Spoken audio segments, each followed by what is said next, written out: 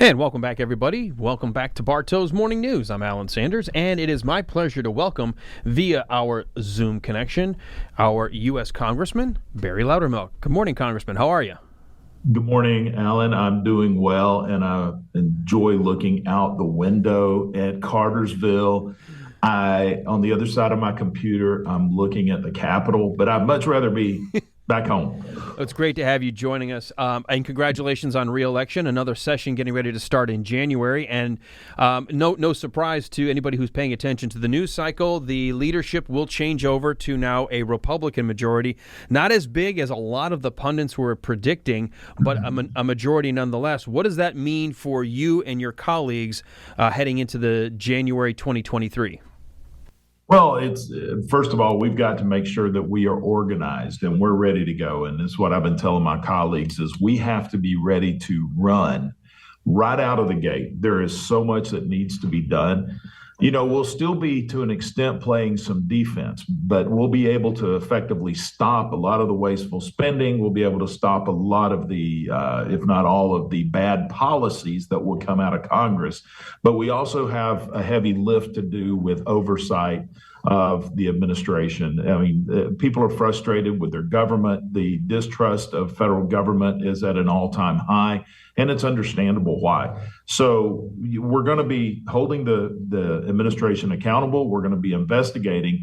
But yet the most important things that we're going to be doing is we got to do something about this economy, which is heading south very quickly. We've got to do something about the fuel prices and gas prices, the things that people care about, the southern border and crime. Those are the things that are going to be a priority. And the very first bill you're going to see come out of the House of Representatives on that first day is to eliminate the 87,000 IRS agents that this president and the Democrats in Congress put in place. Instead of new Border Patrol agents, they authorized 87,000 new IRS agents. And so this is how out of touch the entire party and especially the administration is. Well, let me ask you, because the 87,000 IRS agents was embedded in the Inflation Reduction Act, a basically disguised Green New Deal.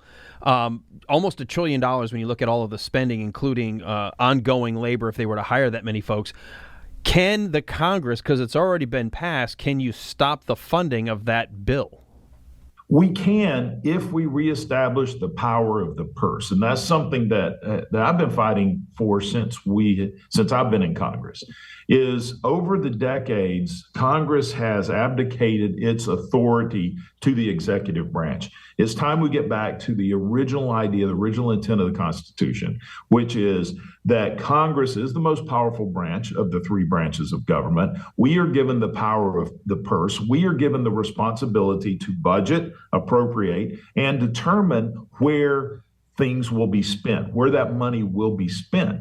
Over the decades, we've taken the easy road out and say, well, we're going to appropriate this much money and just give it to the administration and they can use it where they think it ought to be used. That's not the way the system was set up.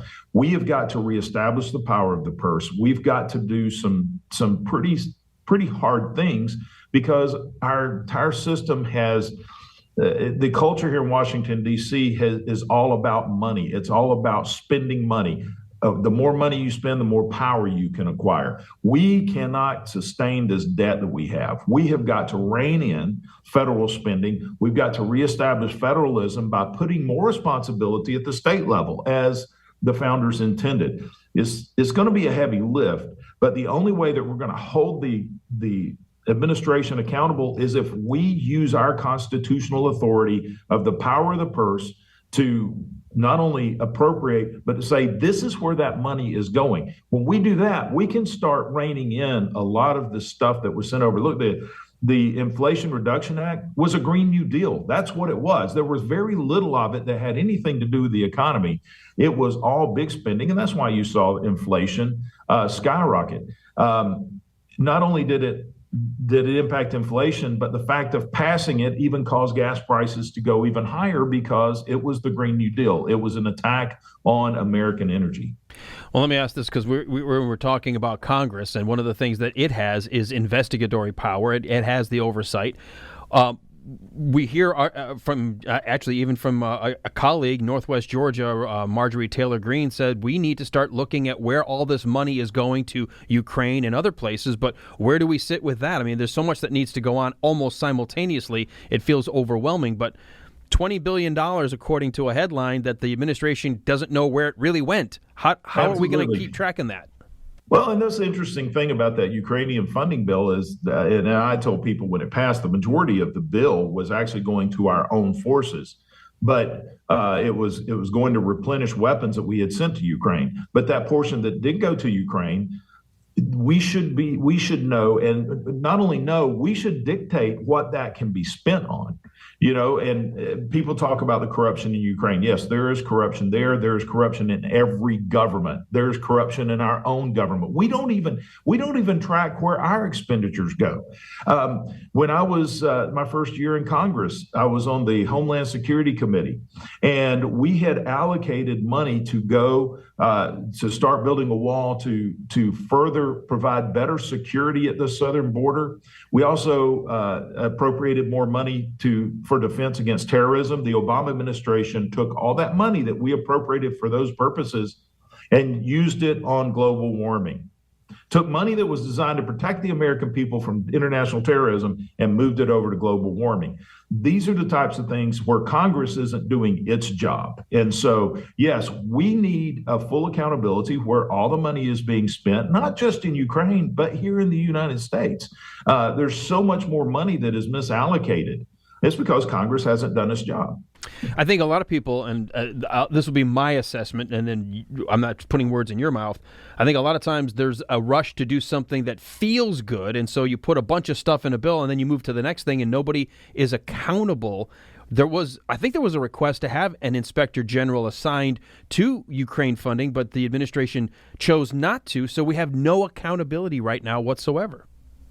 A lot of people up here have the idea of it's better not to know, because if you really knew what was going on, then you would be accountable for that. And you hit the nail on the head. We have transitioned in this nation away from a culture of logic and forward thinking to one of feeling. It's what makes me feel good at the moment. When you look at most of the bills that passed in the last 2 years here in Congress, none of them actually addressed the issue, but it was to be able to say, well, we did something. Even though what we did doesn't help or even makes it worse, we feel like we did something.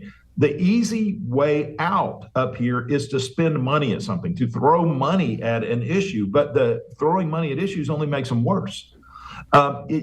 Sometimes somebody has to do the hard work here, and that's what we have to do in the new Congress. All right, before we take a break, here's the $1 million question. How do you and all of your fellow lawmakers try to convince people and in Congress that more of this needs to be pushed onto the states and less of it being put on the federal government? Because it looks like, if you keep following this trajectory, we're heading to the one thing our founding fathers never wanted, and it's an all-powerful authoritarian regime. And I don't think we shouldn't be pushing for that. No, absolutely not. And I think we're getting closer to this. We saw during the pandemic under the Trump administration a movement toward federalism. We pretty much left it to the states, and it was state by state, which created a sense of competition. What have you seen happen in those states that didn't lock down, that they put the trust in the people, they trusted their local governments? You look at Georgia, we're now 9 years the best state to do business in the nation. You look at Florida, they've gone from this blue state to a red state. Why? Because people left all the other states to go to where there's freedom and liberty. The states that didn't do the lockdowns, the states that trusted their people, the states that put the liberty and constitutional rights of the individual first are the ones that are prospering. So when you institute federalism, you institute competition, which then empowers the people. And so this is how we get back to this. The problem is going to be as we're transitioning, people are going to have to quit being reliant on the handout from the federal government. And it's going to put our state legislatures in a difficult position too. If you look at the Dobbs decision, did exactly what we need to do. It took the abortion issue out of the federal government and put it back to the states where it belongs. Mm-hmm. And so we just got to continue pushing that direction. All right, we got to take a quick commercial break and a little check-in weather and traffic. You mind holding for a second? Oh, I'll be here. All right, we've got more coming our way with Congressman Barry Loudermilk, your representative here in Bartow County in Northwest Georgia. We'll be right back. And welcome back, everybody, to Bartow's Morning News, continuing our conversation with our U.S. Representative, Barry Loudermilk. Congressman Loudermilk, thanks for being here. There's so many things I wish I had time for, and we never have enough time. One of the things I've been talking about on my show, my daily show, is what looks like the federal government getting very comfortable using a backdoor channel to ignore the First Amendment. How can Congress get involved? I know we've got two attorneys generals. You've got Jeff Landry and Eric Schmidt doing some great work right now. It looks like from the time of the pandemic and probably beforehand, these relationships with social media have been intentionally used to censor Americans completely against what our Constitution says. You're exactly right. And we're seeing Jeff Landry is a good friend of mine, and he is doing incredible work. And we have to work on some things here, whether it's modification to Title 31, taking away some tax loopholes that the social media companies use. But then again, all they have to do is move overseas and operate out of there. It comes down to an issue of the censorship and it's truly been censorship against conservatives. It's been censorship against political people that you don't like. It's been upended a little bit with Elon Musk taking over Twitter. And I think you're going to see more exposure coming out about that. The only thing that's going to really make a difference in the big tech arena is the people. I mean, you look at the influence the people have had on Disney, to the point that Disney has gone back to a previous CEO. They're talking about getting away from their woke agenda. It's happened with Netflix. It's happened with several other corporations when they realize if you go woke, you go broke. Well, and this is the hardest thing to do because we so much rely on social media platforms, is people's pocketbook makes a difference. And we have to demand integrity, honesty, and no censorship. All right, 30 seconds. Something I said yesterday on my show, and I don't know how you feel, but shouldn't we know the names of people in government who authorized and helped craft language and policy that ignored or trampled the First Amendment? Shouldn't they be forced to be removed from their positions? They're in government. They're public. They should know you cannot find backdoor channels to ignore the First Amendment. Absolutely. And besides that, there is no entity in this government that can enact law other than the United States Congress. And this is the thing that we have to push back. Again, because of Congress not doing its job over the decades, the administration has taken over legislative duties and responsibilities. Through the rulemaking process, they enact laws. The Supreme Court just upended that last year or earlier this year with a decision against the EPA. Now Congress has to hold the administration accountable. We have to ensure that if there's any policy that's passed, it comes out of Congress, not through the administration, through their executive acts and executive orders. We have to hold them accountable to the Constitution. As always, we never have enough time, so we'll just have to have you back as the session gets in the new year. Happy holidays to you. Merry Christmas to you and your family, and thanks for being here, Congressman. Merry Christmas to you, and anytime, Alan. All right, take care. We are at the top of the hour, folks. We got to take a break. We'll be back. We've got a brand new hour of Bartow's Morning News set to roll, so stick around for more.